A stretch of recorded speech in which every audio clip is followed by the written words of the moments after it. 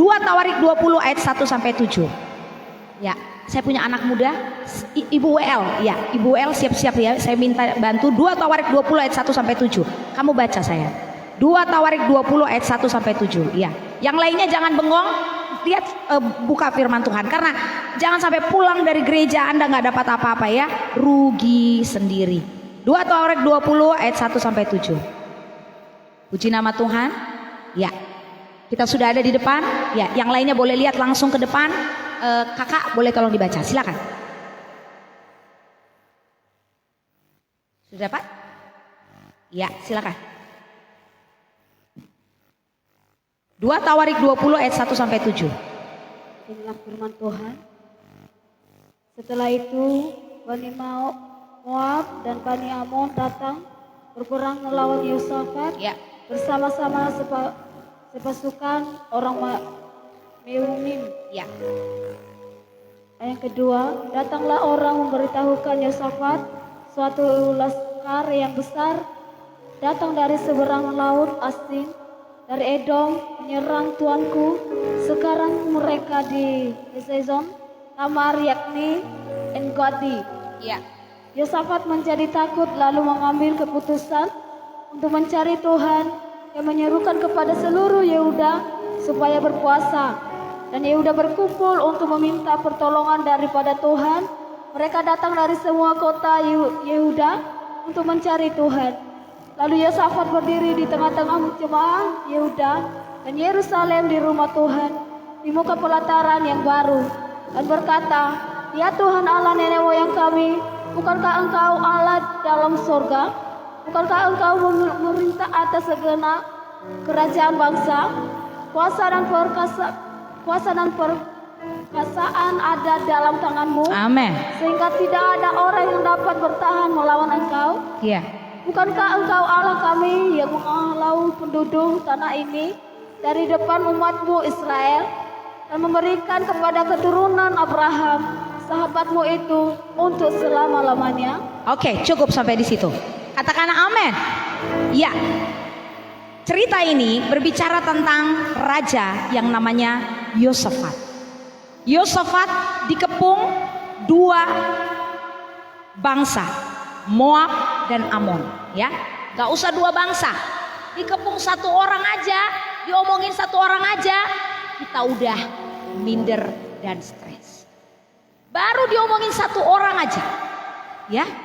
Saya percaya semua Bapak Ibu Saudara, teman-teman saya, sahabat-sahabat saya di tempat ini, semua yang udah Anda lakukan yang baik pun udah menurut kita udah baik. Menurut Bapak Gembala sama Ibu Gembala udah baik ya Pak ya. Tapi ada aja, sama-sama dengan saya bilang, ada aja. Ya, ada aja ya. Ada aja, nggak ngerti deh saya. Ada aja yang salah ya kan? Apalagi kalau 2 bangsa datang mengepung Anda.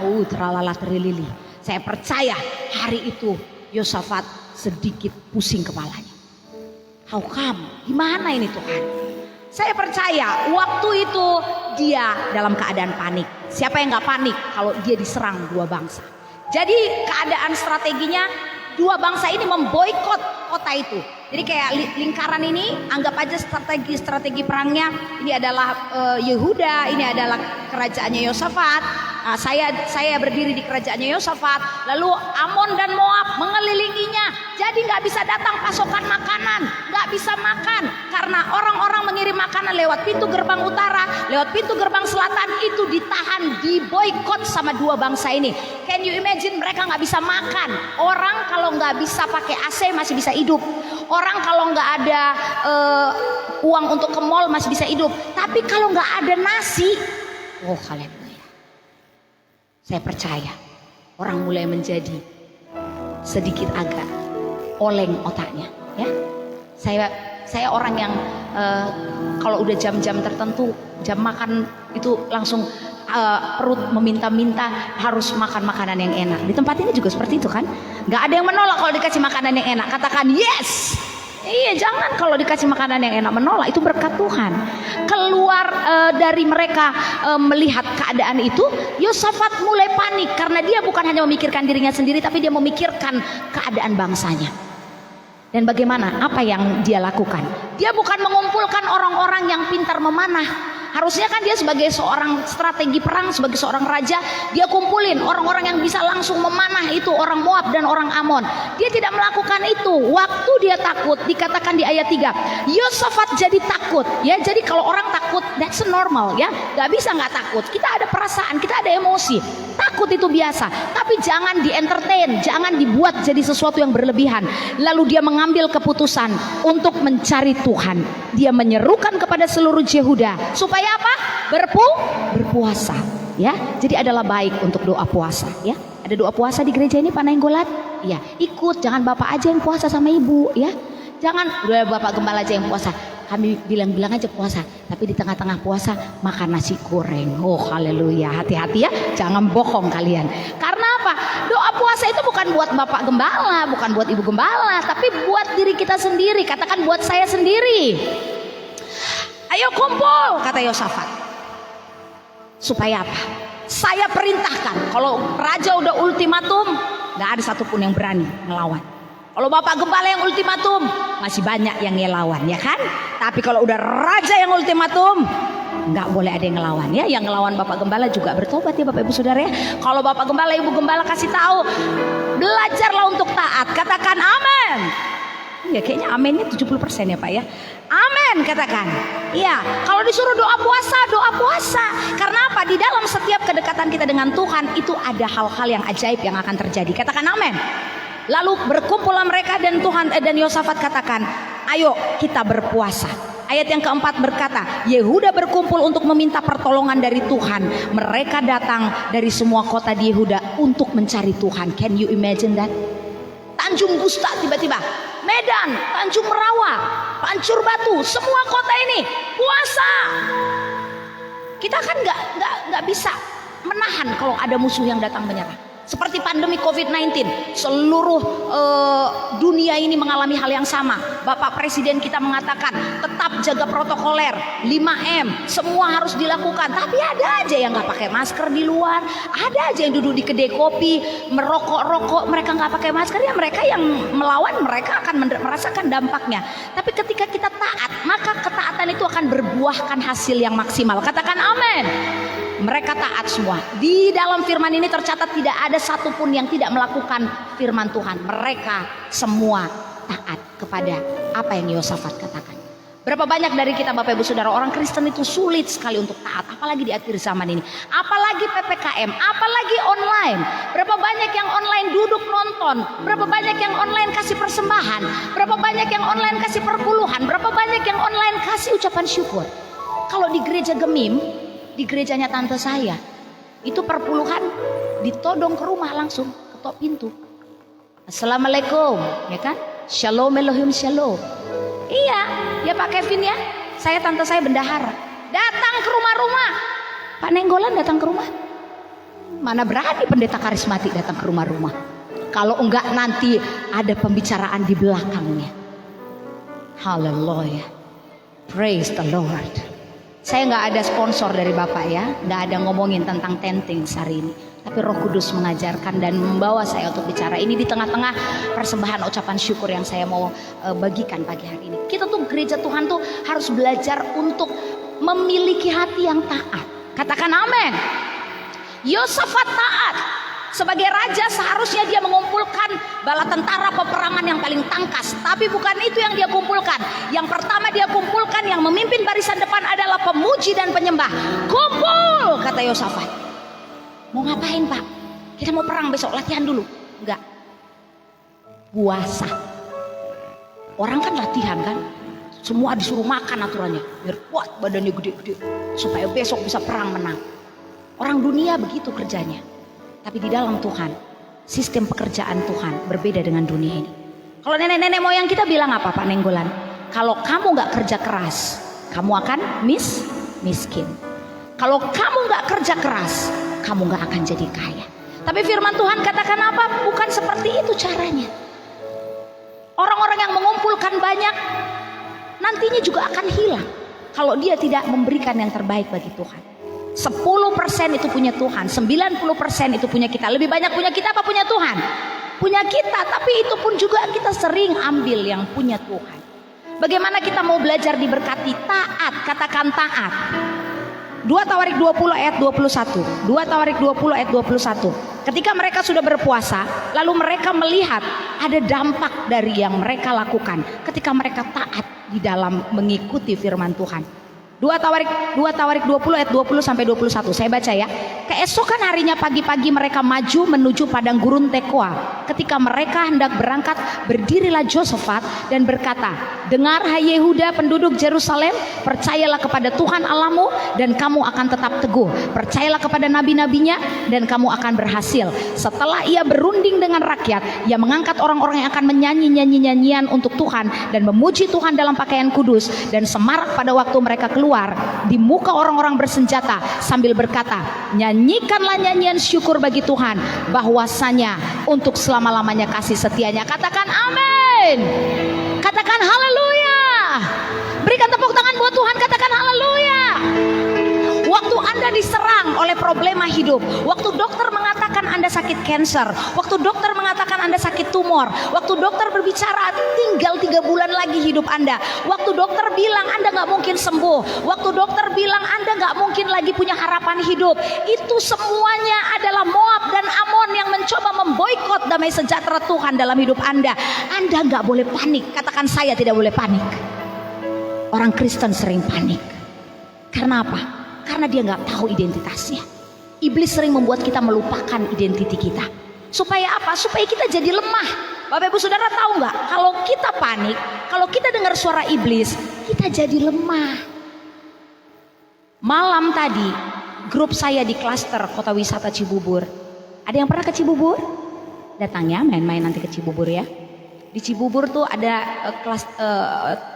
perumahan kami itu namanya Kota Wisata. Gereja kita ada di sana, namanya di Kota Wisata di Ruko Kanadian CBF 56. Jadi di Ruko Kanadian itu, Vin, tahu kan sungai yang dekat gereja? Adik saya ini sering bolak-balik Jakarta Cibubur. Nah, di sungai itu kemarin saya dapat informasi dari grup klaster. Saya kenal dengan ibu ini karena saya adalah pendeta salah satu klaster di Kota Wisata. Cantik orangnya. 168, 170 tingginya. 47 tahun. Keturunan Tionghoa, putih. Saya pernah lihat dia waktu saya pimpin Natal tahun lalu. Dan saya kaget. Ibu ini bunuh diri di sungai itu. Ibu ini rumahnya 2,5 M. Bu pendeta dari mana? Ibu pendeta ngitung harta orang lain. Gak ada di Kota Wisata itu rumah di bawah 1 M. Jadi kalau yang udah lantai 2 itu di atas 2 M. Kalau yang lantai 1 itu 1 M. Itu harganya. Kenapa saya tahu? Karena saya tahu rumah ibu ini. Dan apa yang terjadi, Bapak Ibu Saudara? Di tengah pergumulan kehidupannya bersama dengan penderitaan dan problema hidupnya, Moab dan Amon datang menyerang dia. Dan apa yang dia lakukan? Dia diam. Dia tidak bertindak. Dia tidak mengumpulkan kekuatannya seperti apa yang dilakukan Yosafat. Jangan diam. Orang Kristen saya mau bilang, kalau iblis taruh di kupingmu, mati kau sebentar lagi Kevin. Kau tidak punya duit, kau sakit, bentar lagi kau mati, anak-anakmu gak ada yang urus. Itu suara setan apa suara Tuhan? Suara setan. Jangan diam. Makin bapak ibu diam, makin habis kekuatan.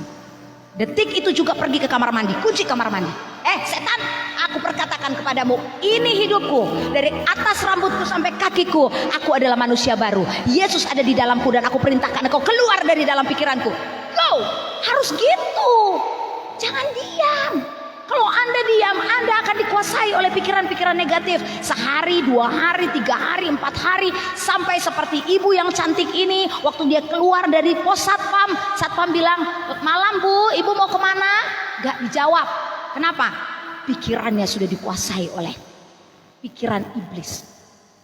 Masa dia jatuh, menjatuhkan dirinya dari sungai itu ke bawah. Dan di bawah itu orang-orang bilang, jadi tim Basarnas sampai 2 hari nggak keluar di depan sekitar Kanadian itu karena belum didapati mayatnya. Itulah keadaan di akhir zaman. She is Catholic. She know about Jesus. She know about Jesus love. Dia tahu tentang Yesus. Berapa banyak kita orang Kristen yang tahu tentang Yesus, tapi kita tidak tahu kita punya kuasa yang besar. Kita punya otoritas di dalam Tuhan. Kita punya kekuatan yang luar biasa. Yang kita pikirkan adalah bagaimana menjadi kaya, bagaimana menjadi hebat. Padahal kita di dalam kita itu sudah ada kekayaan, sudah ada kuasa, sudah ada semua yang Tuhan berikan kepada kita. Yang mengerti katakan amin.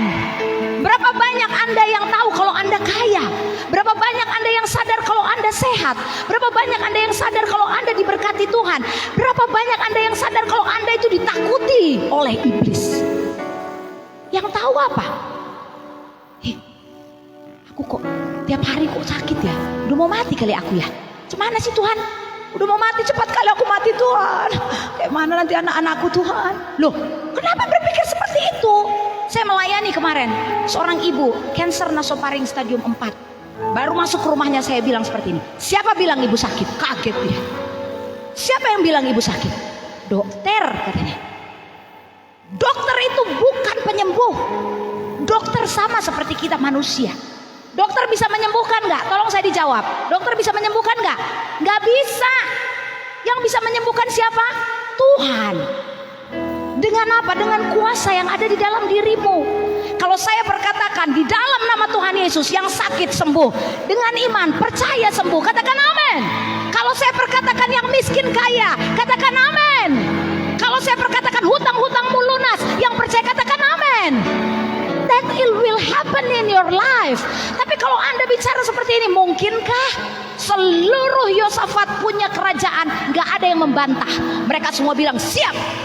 Siap raja. Nanti di depan ya, mainnya. Waktu dia kumpul, mereka bukan menangis, mereka bukan panik, tapi mereka bersorak-sorai. Katakan amin. Nyanyi dan bersoraklah bagi dia. Tepuk tangan sama-sama katakan.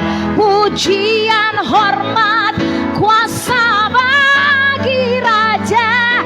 Gunung tunduk, gunung tunduk, laut bergelora mendengar namamu.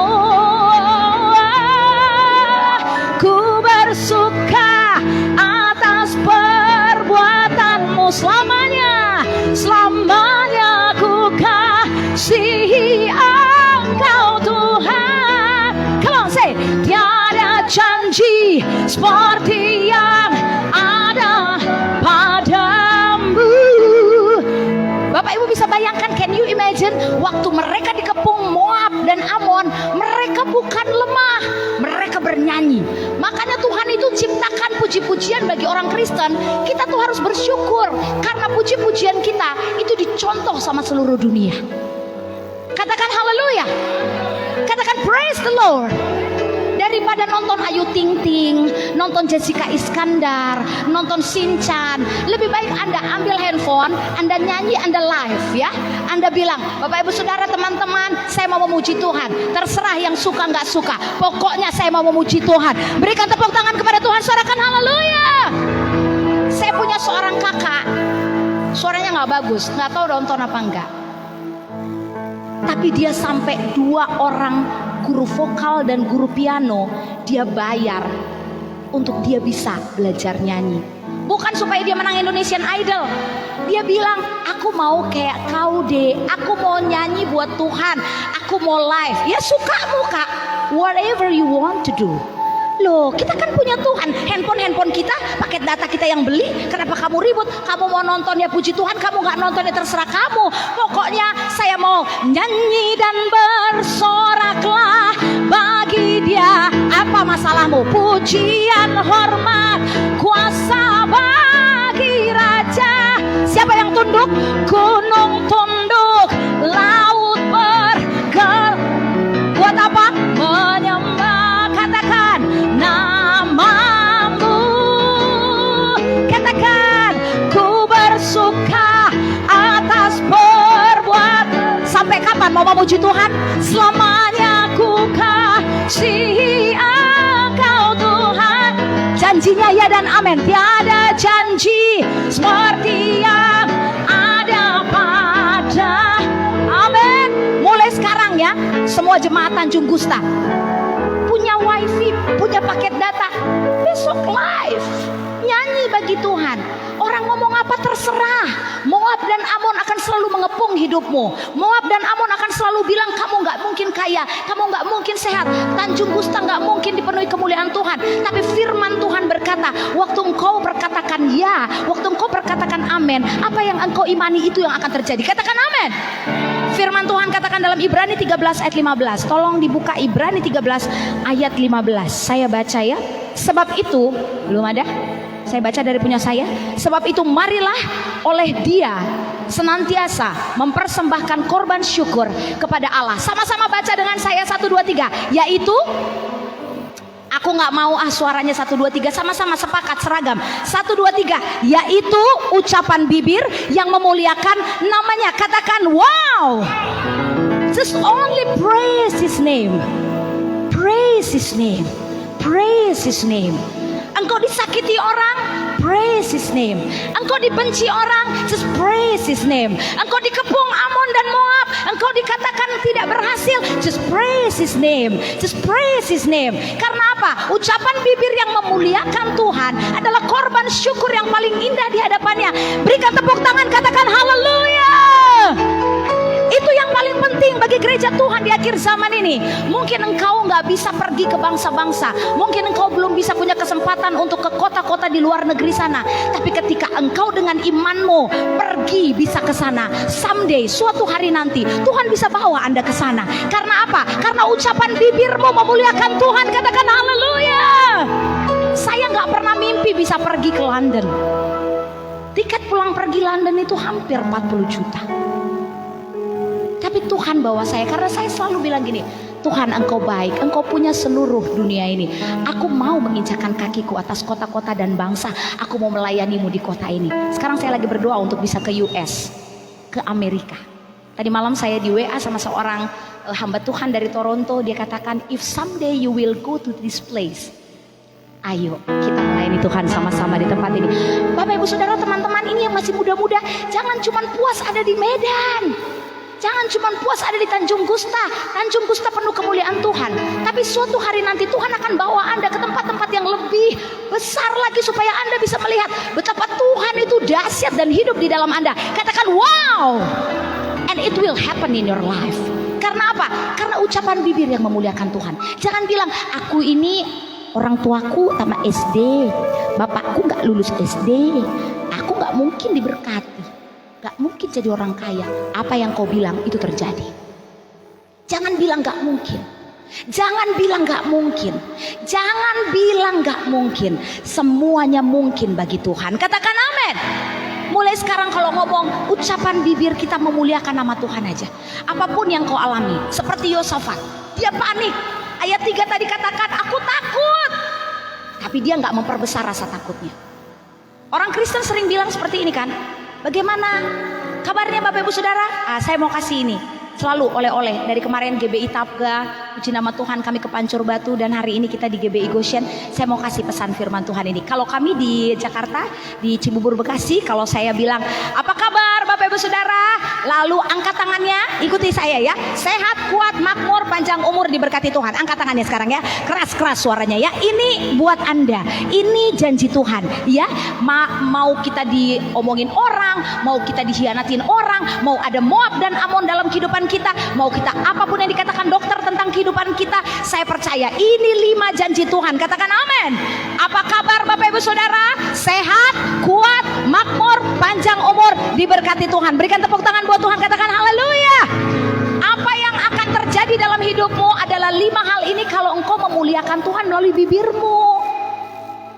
Apa yang mau diperbuat oleh Tuhan dalam kehidupanmu, ya apa yang kau katakan. Tapi jangan gini ya, waktu di gereja sehat, kuat, makmur, panjang umur, diberkati Tuhan. Sebab Tuhan baik, bahwasanya untuk selamanya kasih setianya. Pulang dari pintu GBI Goshen, baru keluar kan? Baru keluar. Ini kan enak nih ya, dingin, air conditioning nyala. Di luar kan panas ya Pak ya? Udah mulai panas kan? Aduh, kayak mana sih? Besok udah kerja lagi, udah gaji kecil, bosnya mukanya jelek, udah gitu tiap hari aku dimarahin. Target. Tak tahu dia aku udah capek. kudoakan juga itu bos itu cepat aja dia itu jadi duda. Baru di sini tadi sehat, kuat, makmur, panjang umur diberkati Tuhan. Yes, hore, hore. Sampai di luar udah menggumel lagi, udah ngesumut-sumut lagi. Jadi Bapak Ibu Saudara, Tuhan bilang gini, sebenarnya kamu maunya yang mana? Sehat, kuat, makmur, atau kamu jadi miskin dan kamu berantem sama bos kamu? Waktu kita ngedumelin bos kita, itu rohnya itu tahu loh. Sampai di kantor besok hari Senin dia langsung bilang, kamu sini, mana target kamu? Memang kamu bodoh, kerjaan kamu cuma duduk-duduk aja. Padahal kita udah perkatakan firman di gereja. Tapi karena di luar hidup kita yang ada di luar gereja kita ngomong yang jelek lagi, iblis curi. Katakan, saya tidak mau hidup saya dicuri iblis. Iya, jangan. Ya perkatakan, gimana? Hari ini gimana? Di kantor gimana? Luar biasa. Target udah dicapai. Pokoknya udah capai aja. Percaya aja. Padahal belum capai. Tapi mulut kita memperkatakannya. Sehingga Roh Kudus bicara apa? Wih, imannya anak ini luar biasa. Bikin dia mencapai target. Bahkan lebih dari target. Supaya bosnya tahu. Dia dipenuhi dengan Roh Allah. Berikan tepuk tangan. Katakan haleluya. Marilah kita dengan senantiasa mempersembahkan korban syukur kepada Allah, yaitu ucapan yang memuliakan namanya. Di dalam nama Tuhan Yesus, aku pasti kaya, aku pasti diberkati, aku pasti sehat, aku pasti diberkati Tuhan. GBI Tanjung Gusta penuh kemuliaan Tuhan. Katakan amin. Berikan tepuk tangan, jangan setengah-setengah. Katakan haleluya.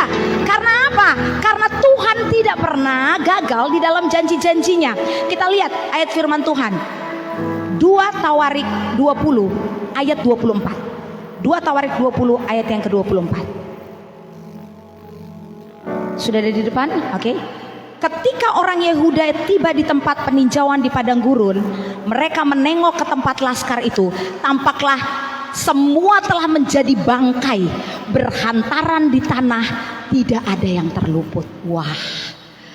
Tidak ada satupun musuh mereka yang tidak mati. Siapa yang berani memusuhi Bapak Ibu Saudara di tempat ini? Siapa yang berani ngomongin Anda? Siapa yang berani ngomongin Bapak Gembala dan Ibu Gembala di tempat ini? Bapak Ibu Saudara dengar baik. Waktu pertama kali kami membangun BFA Cibubur Bekasi, kami masih sewa. Tempat ini masih sewa atau sudah milik pribadi Pak? Sewa ya. Kita berdoa sama-sama berperkara di hadapan Tuhan. Kita punya tempat sendiri. Katakan amin. Kok kurang keras suaranya? Katakan amin. Sekali lagi saya datang ke tempat ini, saya percaya sudah punya tempat sendiri. Katakan haleluya. Berikan tepuk tangan, katakan amin. Karena Yesus Tuhan kita Tuhan yang kaya. Dia mampu berikan tempat, Dia mampu berikan lahan. Nah, ketika kami sewa pertama tahun 2015, tepat di belakang gedung gereja kami, pas di belakang gorden ini adalah rumah RT kami. Saya nggak mau sebut namanya. Waktu kami mau potong tumpeng, waktu kami mau nyanyi, saya ingat sekali waktu itu lagunya di C. Saya yang pimpin pujian bersama dengan pendoa kami baru 5 orang waktu itu. Kami nyanyi, ku nyanyi haleluya. Wah, hadirat Tuhan lagi luar biasa. Itu kami lagi senang karena baru bayar gedung kan. 1 tahun waktu itu 60 juta. Sungguh kau hebat, ajaib perkasa. Tiba-tiba ada satpam 4 orang. Aduh, ya Pak, ada apa? Suami saya ke sebelah sana. Bapak Gembala tanya, tolong temuin saya di paguyuban. Kami tetap nyanyi, ku nyanyi haleluya. Kami pokoknya tetap menikmati berkat Tuhan. Itu tumpeng belum dipotong, tumpeng masih berdiri dengan jelas. Kami nyanyi. Bapak Gembala tiba-tiba pergi. Saya pikir kok gak balik-balik lagi. Saya udah nyanyi haleluya ulang-ulang 12 kali, 13 kali, 14 kali. Kenapa kok belum pulang-pulang? Tuhan, ini harus gimana? Akhirnya saya berdoa, Tuhan, apapun yang terjadi, kami percaya. Kami meresmikan Bethany Fresh Anointing yang pertama di kota Cibubur. Amin. Saya tanya sama berdoa saya, mana Pak Gembala? Di luar. Oh, coba Bapak tolong lihat, saya mau potong tumpeng, apakah dia mau ikut atau tidak. Masa Bapak Gembala gak ikut potong tumpeng? Ternyata itu ibadah kami mulai jam 7 sampai jam 9, setengah 10. Bapak Gembala belum pulang-pulang. Saya bilang gini, ya udah tumpengnya kita potong, kita makan. Kita percaya Tuhan memberkati tempat ini. Jadi Bapak Gembala gak ikut makan tumpeng. Cuman saya sama beberapa pendoa tadi. Dan sesudah itu kami berdoa, saya doa berkat, pulang. Mereka belum mau pulang. Bu, ada apa? Saya akhirnya pergi ke tempat pos satpam. Paguyuban ada di situ. Jadi gitu ya Pak. Ya, kami nggak mau di sini ada gereja ya. Wah, udah nggak iya ini dalam hati saya. Saya kan kecil ya. Permisi, permisi, permisi saya bilang. Mau ngapain, Bu? Ya permisi Pak, ini suami saya mau ngomong. Saya bilang, Pak ini udah malam. Apapun yang Bapak minta akan kami kasih. Tapi malam ini kami mau tidur. Saya cubit Pak Gembala. Pulang, pulang, pulang, pulang. Gak usah lagi kita ngomong. Gak akan menang. Apa yang kami lakukan? Kumpul. Pendoa cuma 5. Jemaat kami waktu itu mungkin 20. Saya bilang gini, ayo kita doa puasa. We pray for him. Gak ada yang bisa kita lakukan. Nyanyi aja. Sungguh kau hebat, angkat jempolmu. Ajaib perkasa perbuatanmu di hidupku. Apa yang terjadi? 3 bulan kami doa puasa. Sampai bulan yang ketiga saya dapat penglihatan dari Tuhan. Tepat di pintu belakang sana ada laki-laki tinggi besar. Dia pakai pedang. Saya bilang, siapa nganape body poco-poco? Tuhan, mengerikan sekali ini. Siapa ini Tuhan? Benar, saya bilang, saya pasukan bala tentara Allah. Di kuping saya kedengaran jelas sekali. Saya bilang gini, wah musuh gua habis nih kalau begini ceritanya. Saya percaya Tuhan memberkati orang-orang yang berharap kepadanya. Boleh berikan tepuk tangan, katakan haleluya. 3 bulan kami puasa dan kami gak puasa lagi. Pokoknya kami ibadah suka-suka kami. Kami gak mau dengar orang ngomong apa. Kalau ada orang datang, ada polisi datang, ada satpam datang, ada satpol pp datang, kami kasih kopi, kami kasih mereka rokok, kami kasih mereka uang. Ya namanya mereka kan rokok, ya kasih rokok ya Pak Denggolan ya. Kami kasih supaya mereka bahagia. Lalu udah itu mereka pulang. Mereka datang, mereka pulang. Mereka datang, mereka pulang. Mereka datang, mereka pulang. Katakan haleluya. Tuhan menaklukkan musuh-musuh kita. Dan tepat pada pembayaran tahun kedua, kami kan harus bayar untuk tahun kedua. Apa yang harus kami lakukan? Apakah kita tetap di sini ataukah kita pindah? Dan saya bilang, jangan pindah. Udah ada Tuhan membereskan ini semua. Waktu kami mau bayar tanggal 16, tanggal 15 ada janur bendera warna kuning. Bukan janur ya, bendera kuning. Itu bendera apa? Kematian. The man who always destroy our church, yang selalu membuat gereja kita merasa tidak nyaman, Tuhan ambil nyawanya. Dan hari itu saya bilang, bayar tahun kedua. Gak ada satu orang pun yang bisa mengganggu anak-anak Tuhan dimanapun kita berada. Berikan tepuk tangan buat Tuhan, katakan haleluya. Perjalanan membangun gereja Tuhan di tanah Jawa itu berbeda dengan di Medan. Kami harus berhadapan dengan petinggi-petinggi teritorial dan orang-orang yang langsung mengatakan, saya gak suka sama kamu. Jadi kita harus benar-benar punya roh yang kuat seperti Yosafat. Ayo gereja Tuhan di akhir zaman, Anda adalah orang-orang yang diberkati Tuhan. Bukan saya bilang Anda harus berdoa supaya musuh Anda mati ya. Enggak, saya gak berdoa biar dia mati. Tuhan yang mengatur itu semua. Tapi percayalah, waktu engkau mengatakan sungguh kau hebat, gagah perkasa, itu yang terjadi dalam hidupmu. Bangkit berdiri Bapak Ibu Saudara. Ku nyanyi haleluya.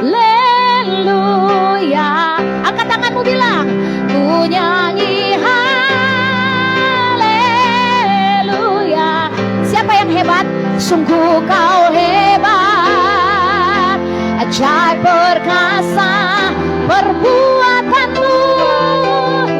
Sekali lagi nyanyi haleluya. Oh, ku nyanyi haleluya. Nyanyikan nyanyian-nyanyian yang indah, ucapan bibir yang memuliakan nama Tuhan. Stop bersungut-sungut, stop komplain. Tuhan ada di dalammu, Tuhan memberkatimu. Ajaib perkasa perbuatanmu. Sekali lagi, ku nyanyi haleluya. Ku nyanyi haleluya. Amin. Ku nyanyi haleluya. Sungguh kau hebat, ajaib perkasa perbuatanmu. Sama-sama bilang, di hidupku, di hidupku. Angkat 2 tanganmu Bapak Ibu Saudara. Ikuti doa saya, katakan, Tuhan Yesus. Lebih keras lagi, Tuhan Yesus, aku menyembahmu menyembahmu, Aku mau menyembahmu. aku memujimu. Aku memujimu. Ucapan mulutku, ucapan bibirku hanya untuk memuliakan Tuhan, hanya untuk meninggikan Tuhan. Sebab Engkaulah yang terbesar, yang berkuasa di bumi, yang berkuasa di sorga. Aku tidak akan bersungut-sungut, aku tidak akan bersungut-sungut, aku tidak akan komplain. Aku akan terus menyatakan puji-pujian bagi namamu. Karena ketika aku memuji Tuhan, ketika aku memuji Tuhan, mujizatmu terjadi seperti Yosafat. Seluruh musuh-musuhnya menjadi bangkai karena kuasa Tuhan, karena ucapannya, karena puji-pujiannya. Dalam nama Tuhan Yesus, aku diberkati.